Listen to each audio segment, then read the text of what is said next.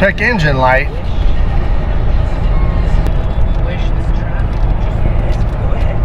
P0155.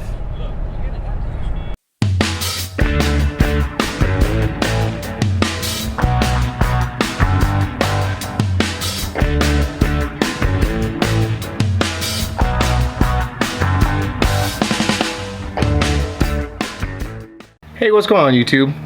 Welcome back to the channel. This episode is going to be based upon that dreaded check engine light. So on this particular trip, I drove 3,000 miles pulling a 2,500 pound trailer with my wife and 2 kids, full of gear, food, a generator, and we drove up some of the most insane hills pulling that trailer. It did great. I averaged probably about 8 miles per gallon. Nothing was hand calculated. Everything was kind of based on the scan gauge too. We were on the tail end of our trip coming out of Salt Lake City, Utah, and we're about 100 miles out. And I got that check engine light. The check engine light, once I ran it, was a P0155. Basically, it's bank 2 sensor 1, meaning that it's the O2 sensor that is upstream just down from the manifolds. And it could be one of many things. One is that the sensor is bad, 2 that there's a bad grounding, or 2 it's just not connected. And then there's also that it could be that it's a bad ECM. Some of the symptoms that you'll experience with the engine code P0155 is a slight loss of power. And then 2, the main thing is a complete drop of miles per gallon. So while towing and getting that check engine light, my miles per gallon went down to about an average of 6 miles per gallon. And yeah, I could feel a slight little power loss, especially on heavy acceleration. So what I've done is I've replaced that sensor with a Denso O2 sensor, specifically for bank 2 sensor 1. I believe that the ones that are backed by the CAT are a different sensor. Don't quote me on that. I also opted to do Denso because it is a Toyota OEM part, or OEM replacement. When I went to the dealer, they sell Denso, everything has Toyota labels on it, and that sensor right there was $169. The one that I went to the local parts store, and I live up in the hills, so that parts store I know is expensive, but that was for about half the price. No problem, I'll pay for the convenience. So there's 3 methods of actually taking the old sensor out. One is that you get a 7/8 wrench and you can go from the bottom. Another one is if you go through the passenger side wheel well, and if you take the little fender liner out. And then the other one is coming from the top. You can also buy a specific O2 sensor socket. And then all you need to do is get a swivel head ratchet with a long handle, and you'll be able to take it off that way. Probably the easiest way to do it. I did it with a 7/8 wrench, and I went through the fender well, but I had to kind of go from the fender well to the ground and back up to the fender well just to install it. Let's get to it. Let's go ahead and change this thing out. It's pretty tight down there, so it might be a little bit on the rough side to actually show you where exactly it's located, or to even show you about putting the wrench onto this O2 sensor.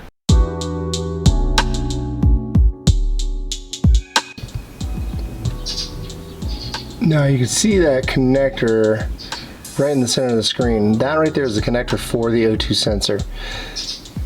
Best course action is to remove that connector first.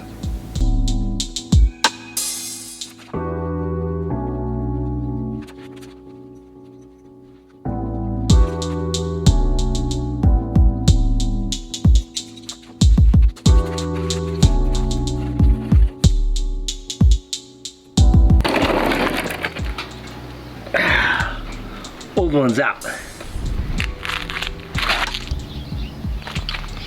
So this is the O2 sensor that I removed, and right there it's a Toyota Denso. Here's my Denso from the box. Looks identical. Of course, it's not stamped Toyota, therefore the price isn't double. So make sure you do this, is that they give you some anti-seize. Make sure you put some anti-seize on the threads only. Don't put it on the actual probe. And what you'll do is you'll screw this in, just a snug and a tug tightening it, right? It's got some crush washers on there. You'll feel the crush washers actually tighten down, and then put the plug in. Ooh. Contents under pressure, be careful.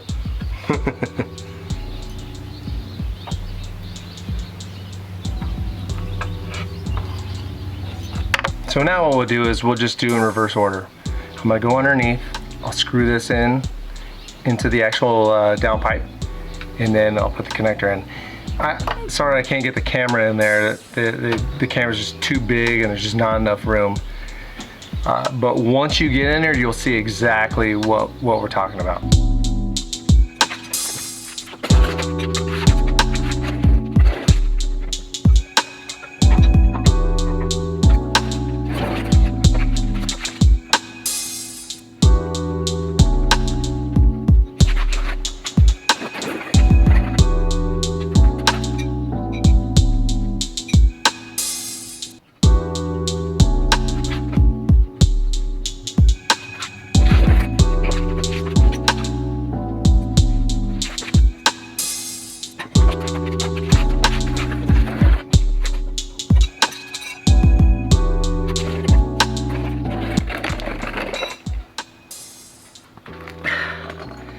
Done.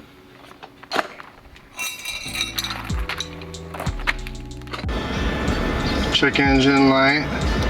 Let's see here. Scan. Oops.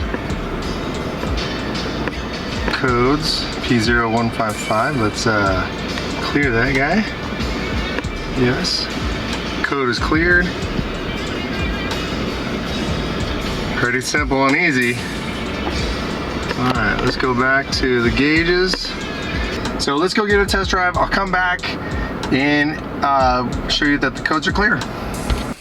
So I'm back from my test drive and check light didn't come on. I'll know better as far as any mileage savings. The power seemed like it came back. So things you need to remember: if your check engine light does come on and you do get the P0155 trouble code, just make sure that you don't drive long distance with it. I've heard that you can burn out your catalytic converter, and of course that's way more expensive than just changing the O2 sensor. Thank you for watching the video. Stay tuned. Every Thursday I'll have a new video regarding the 100 series, about travels, or even product review. Please hit that like button, consider subscribing to the channel.